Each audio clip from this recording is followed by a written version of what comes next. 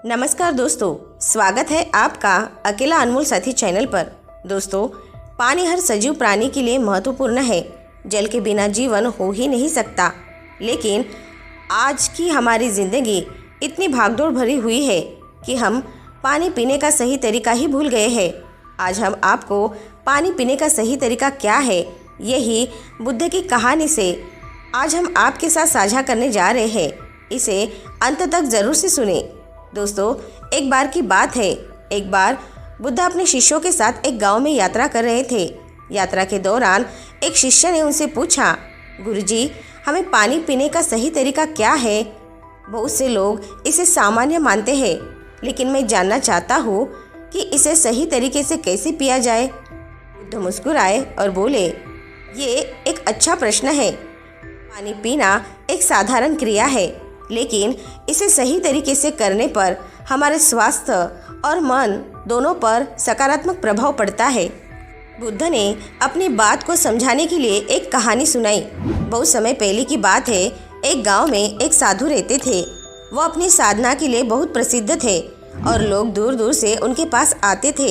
एक दिन एक व्यक्ति ने उनसे पूछा, महाराज, आप हमेशा स्वस्थ और शांत रहते हैं, इसका क्या रहस्य है? साधु ने जवाब दिया, ये बहुत सरल है। मैं हर काम को पूरी सजगता और धैर्य के साथ करता हूँ, चाहे वो कितना ही छोटा क्यों ना हो, जैसे कि पानी पीने का कार्य। व्यक्ति ने पूछा, पानी पीने का सही तरीका क्या है महाराज? साधु ने समझाया, जब भी आप पानी पिए, पहले उसे देखिए, फिर उसे अपने हाथ में लेकर महसूस कीजिए और उसके बाद धीरे धीरे और सजगता के साथ उसे पीजिए। हर घूंट को आनंद के साथ पिए और उसे महसूस करें। इससे न केवल आपका शरीर तृप्त होगा, बल्कि आपका मन भी शांत रहेगा। बुद्ध ने अपनी कहानी समाप्त करते हुए कहा, जब आप पानी पिए तो सजग और धैर्यवान रहे। इसे ध्यान के साथ पिए। इससे न केवल आपका शरीर स्वस्थ रहेगा, बल्कि आपके मन में भी शांति बनी रहेगी। शिष्य ने इस शिक्षा को मन में बिठा लिया और हमेशा पानी पीते समय सजगता और धैर्य का पालन किया। उसने देखा कि इससे उसका स्वास्थ्य बेहतर हुआ और मन भी शांत रहने लगा। इस प्रकार पानी पीने का सही तरीका है इसे ध्यान और सजगता के साथ पीना, जिससे हमारे शरीर और मन दोनों को लाभ होता है। दोस्तों, यहाँ एक और बौद्ध कहानी है जो पानी पीने के सही तरीके को दर्शाती है, जो लाक्षणिक रूप से सचेतना और जागरूकता सिखाती है। दोस्तों, एक समय की बात है। पहाड़ियों के बीच बसे एक शांत बौद्ध मठ में मास्टर ली नाम का एक बूढ़ा और बुद्धिमान भिक्षु रहता था। वो अपनी गहन बुद्धिमत्ता और सौम्य व्यवहार के लिए जाने जाते थे। मठ कई युवा भिक्षुओं का घर था जो सचेतना और ध्यान के तरीके सीखने के लिए उत्सुक थे। एक दिन तेंजिन नाम का एक युवा भिक्षु अपने चेहरे पर उलझन भरे भाव लेकर मास्टर ली के पास आया। मास्टर तेंजिन ने मास्टर ली से बोलना शुरू किया, मैं वर्षों से यहाँ हूँ, लगन से अभ्यास कर रहा हूँ, लेकिन मैं अभी भी अपने दिल में अशांति महसूस करता हूँ। मैं सभी शिक्षाओं का पालन करता हूँ, फिर भी मुझे वो शांति नहीं मिलती जिसके बारे में दूसरे बात करते हैं। मैं क्या कुछ गलत कर रहा हूँ? मास्टर ली मुस्कुराए और तेंजिन को अपने पीछे आने का इशारा किया। वे चुपचाप मठ के बगीचे में चले गए, जहाँ मास्टर ली ने एक साधारण मिट्टी का प्याला उठाया और पास की धारा से उसमें पानी भर दिया। उसने कप तेंजिन को दिया और कहा, ये पानी पी लो। भ्रमित लेकिन आज्ञाकारी तेंजिन ने कप से एक घुट पानी पी लिया। क्या तुमने पानी का स्वाद चखा? मास्टर ली ने पूछा। हाँ मास्टर, तेंजिन ने अभी भी हैरान होकर उत्तर दिया। मास्टर ली ने सिर हिलाया। अब अपनी आंखें बंद करें और फिर से पिए। इस बार अपने होठों को छूने वाले पानी की अनुभूति पर ध्यान केंद्रित करें। इसे अपने मुंह में बहते हुए महसूस करें और जब ये आपके गले से नीचे जाता है तो इसकी ठंडक पर ध्यान दें। तेंजिन ने वैसा ही किया जैसा उससे कहा गया था। उसने अपनी आंखें बंद कर ली और एक घूंट पी लिया। पूरी तरह से अनुभव में डूब गया। उसने प्याले की बनावट, पानी की ठंडक और ताजगी का एहसास महसूस किया, क्योंकि इससे उसकी प्यास बुझ गई। एक क्षण बाद मास्टर ली बोले, क्या आपको फ़र्क महसूस होता है? इस एहसास से तेंजिन की आंखें चौड़ी हो गई। हाँ मास्टर, पानी अलग लग रहा था। यह अधिक ताज़ा, अधिक जीवंत था। मास्टर ली गर्मजोशी से मुस्कुराए। ये सचेतना का सार है तेंजिन। अधिकांश लोग वास्तव में इसका अनुभव किए बिना जीवन जीते हैं।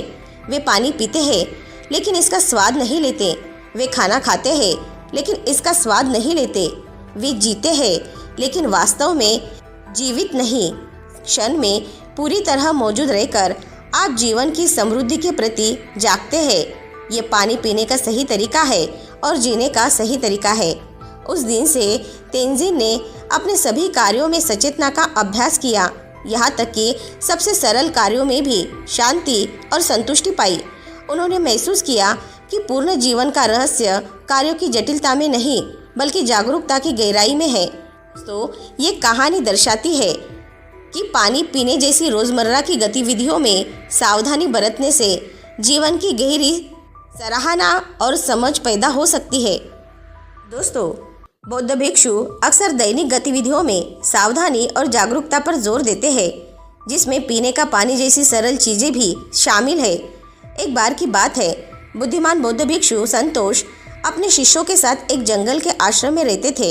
एक दिन संतोष ने देखा कि उनके शिष्य बिना ध्यान के जल्दबाजी में पानी पी रहे थे। उन्होंने सोचा कि उन्हें सिखाया जाए कि कैसे पानी पीने का सही तरीका है। एक सुबह संतोष ने सभी शिष्यों को बुलाया और एक छोटे तालाब के पास ले गए। उन्होंने सबको बैठाया और कहा, आज मैं तुम्हें पानी पीने का सही तरीका सिखाऊंगा। भिक्षु संतोष ने एक छोटी कटोरी में पानी भरा और धीरे धीरे उसे अपने होठों के पास ले गए। फिर उन्होंने शांति से आंखें बंद करके पानी की एक छोटी सी घूंट ली। पानी पीते समय उन्होंने महसूस किया कि पानी कैसा है, उसका स्वाद और उसकी ठंडक। उन्होंने शिष्यों से कहा, जब तुम पानी पियो तो सिर्फ पानी पीने पर ध्यान केंद्रित करो। उसके हर घूंट का आनंद लो, पानी को महसूस करो, उसकी सराहना करो। ये साधारण काम भी तुम्हें वर्तमान क्षण में लाने का एक माध्यम है। शिष्यों ने संतोष की बात सुनी और उनकी नकल की। धीरे धीरे उन्होंने पानी पीने की इस विधि का अभ्यास किया और पाया कि इससे उनकी अन्य दैनिक गतिविधियों में भी माइंडफुलनेस आ गया। दोस्तों, इन सभी कहानियों से हमें ये सीख मिलती है कि हमें हर काम में पूरी तरह से उपस्थित रहना चाहिए, चाहे वो कितना ही साधारण क्यों ना हो। यह हमें न केवल शांति और संतुष्टि देता है बल्कि हमारे जीवन को अधिक सार्थक भी बनाता है।